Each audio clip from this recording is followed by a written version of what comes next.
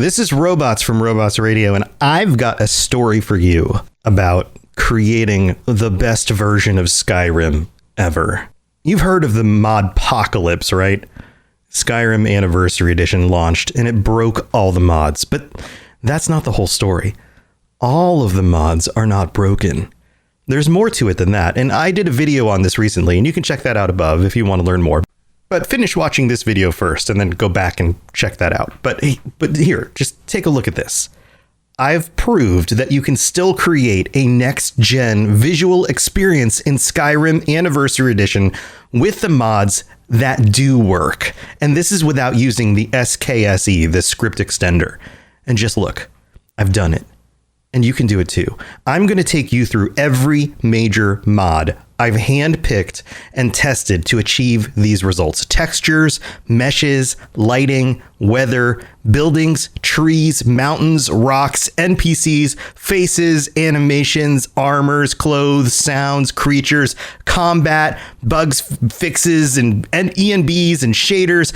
Everything I've used, even the small little details that make the game feel next gen. Every mod adds to the total effect. So let's get started. Oh, and make sure you sub and come by my daily streams to get more info on modding Skyrim. I'm always happy to help. So let's talk lighting. You might think I'd put the ENB and Reshade first, but stay till the end for those because they're the icing on the cake. We're discussing lighting first because it makes a huge impact. I'm using a combination of Lux and Lux Orbis, which completely rebalances the lighting of both indoor and outdoor locations in the game with enhanced lights and FX. This is another mod which creates real shadows and light effects. Now, you'll want to put the Lux mods before enhanced lights in the load order. You'll notice that the world appears much more darker and realistically lit, making for a much more interesting dungeon experience. Now, when it comes to weather and water, Vivid Weathers is a classic and popular choice. I tried some of the other weather options, but this one seemed to fit in the best with the other mods on my list. It isn't as extreme as some of the other options out there, but it just seems to fit. And then there's Wet and Cold. This is another classic choice. It gives your characters visible cold weather breath and clothing that drips when wet. Plus, NPCs react to the rain. It's a simple mod, but just makes sense to include. Also, Footprints, and yes, this is a mod called Footprints, adds a nice little bonus effect of people and creatures leaving, yeah, you guessed it, footprints and kicking up snow when they walk. Another mod I've used for weathers and effects is called Realistic Water 2, which brings a level of realism to all the varied water bodies in the game, from large lakes to small ponds, rivers, and even color options for the hot springs. This mod really does bring the water in the game to life. Now let's move on to textures and objects. This is where the majority of the mods I've installed show up. We're going to talk about textures and meshes and objects in the game. So we're going to start with Skyland, a landscape retexture overhaul. This is my choice for the overall textures across the game, raising the texture resolutions and clarity. This one is earlier in my load order. A lot of the other texture changes and things that I load in later and kind of replace some of the specifics that get loaded in from this texture. Much of the objects in the game have been added and updated and improved through these other mods.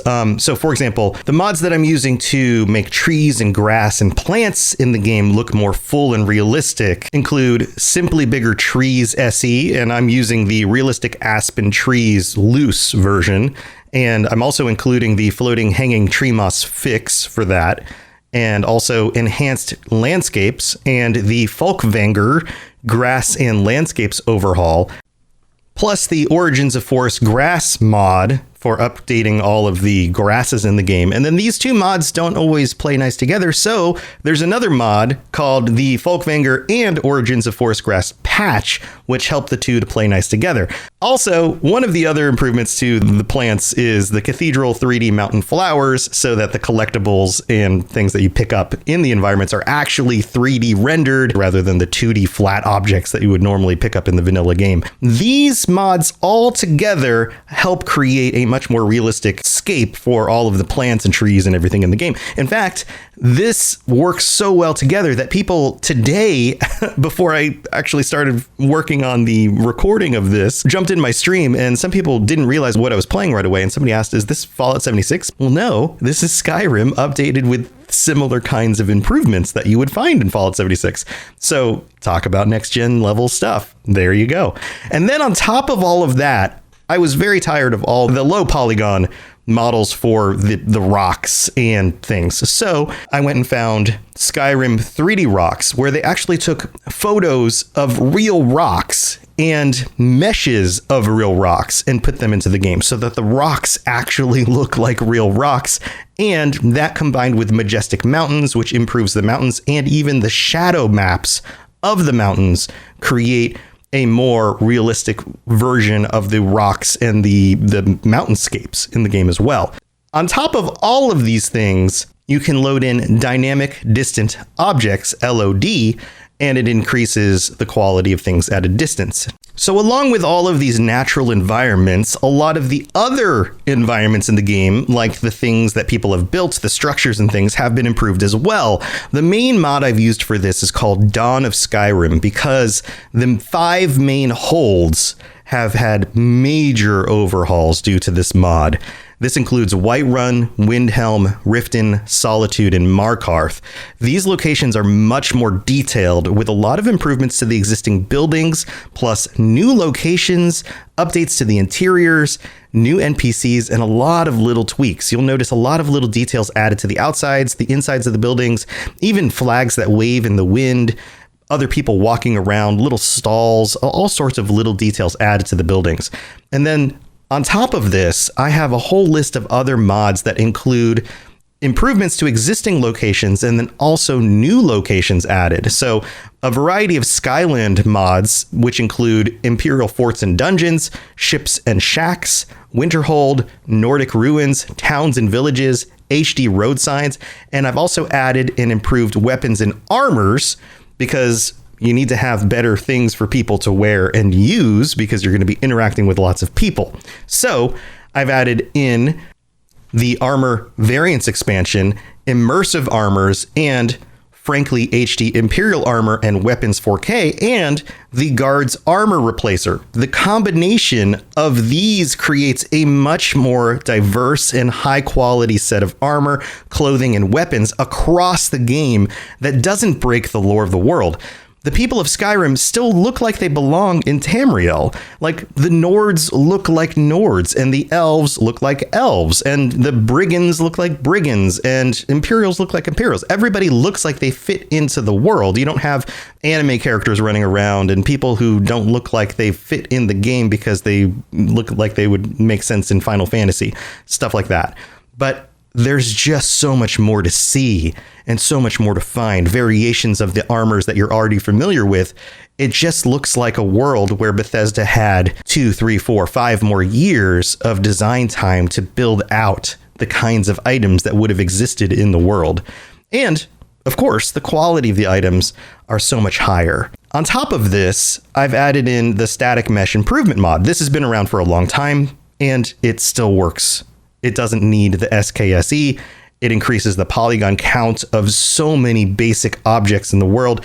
And this mod has had continual improvements over the years. It brings the quality of even the smallest items up to a more next-gen standard. So let's talk NPCs.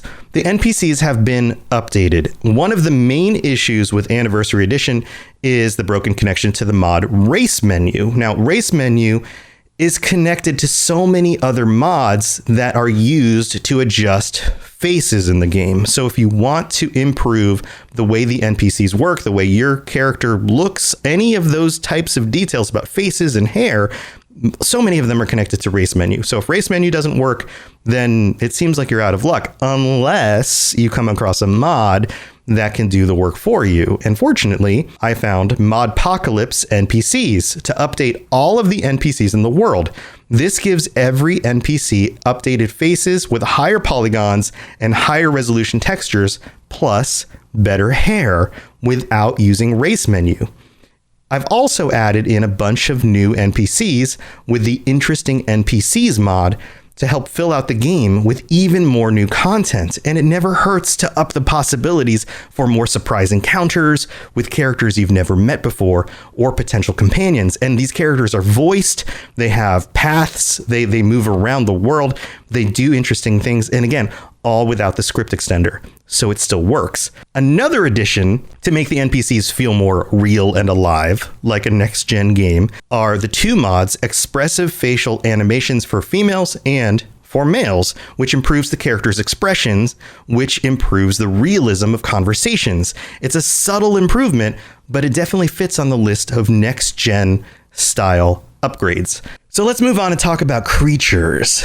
I figured it would be fun to add in some new creatures into the mix as well. This mod is more of an option for you. This is something that I've added in because it works for me, but it's something that you may or may not want. And depending on how lore accurate you want your playthrough to be, you might want to choose certain options for this, because there are some crazier critters in here, and then there are some more accurate critters. So Skyrim Immersive Creatures has been around for a while. It adds in everything from variations of existing creatures and things like roving bands of goblins to some really crazy mythical enemies.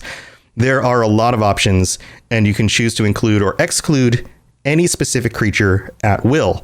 Now, I've enjoyed being surprised again by coming up on different kinds of enemies that I didn't know I was going to come across, and being challenged by them and not knowing exactly what to expect or how to fight each of these new monsters.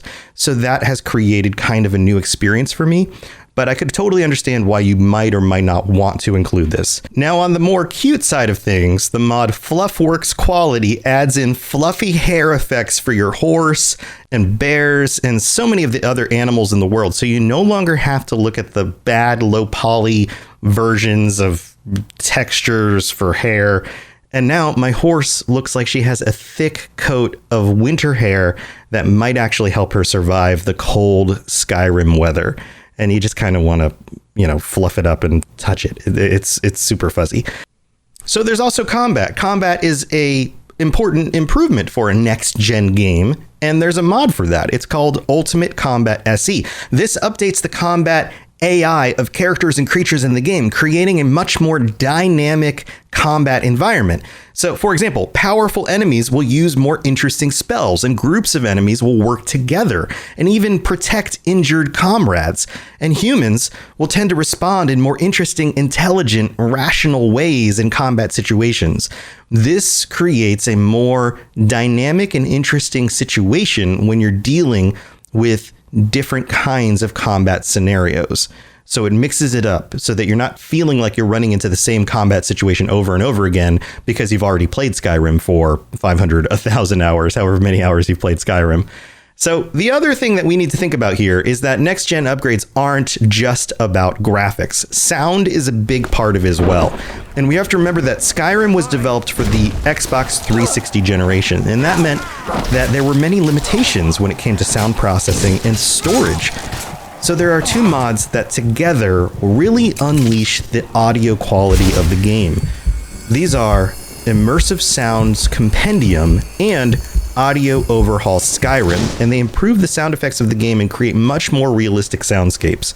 They work to remove the gaminess of things like repetitive sounds, and they up the quality. They replace sound effects with much more realistic and high quality versions, and they even treat sounds the way they work in the real world with much more accurate distance scaling, reverb, and other sound effects. So why both of these? Well, they handle different aspects of the sound in slightly different ways. So long story short, you're going to want to use both of them, and you're in luck because there's a mod that allows both of them to work together, and it's called Audio Overhaul Skyrim Immersive Sounds Compendium Integration, and so that is available to you as well. So what about the UI? Well, guess what, guys? Sky UI has been a staple of the community for years, and that's no different from now, and it still totally works with the Anniversary Edition, so keep using it. It still looks great. Now, I promised this at the beginning of the video, ENB and Reshade. Now, this is the icing on the cake because ENBs and Reshades help bring out that extra layer of detail and contrast and really just make the game awesome. I've decided to go with Lumos ENB, and it's a newer ENB, and I chose it because unlike so many other ENBs, it is not oversaturated with everything in the distance constantly out of focus. The colors are still mostly realistic and even understated at times. The internal areas are balanced for Lux, which I'm using, and it pairs well with Reshades. It keeps a high contrast to the lighting, but at times during the day when the sun is in the sky and there are high levels of fog, it can still look washed out and bright. It creates a very dynamic and interesting feel, but that's not all. I've balanced this out with a reshade. I'm using Skyshade 2 Reshade. Now, this reshade comes with a few different presets. I am using the 1.0 preset with some slight tweaks of my own. I've added in the sharpen effect because to my eyes,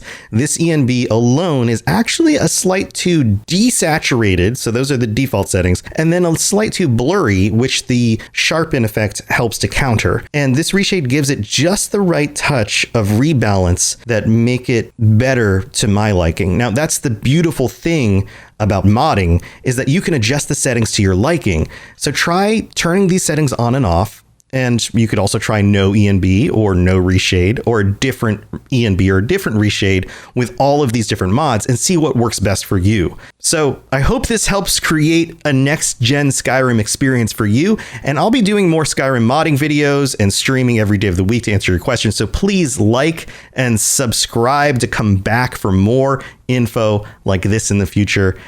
And I'll see you next time.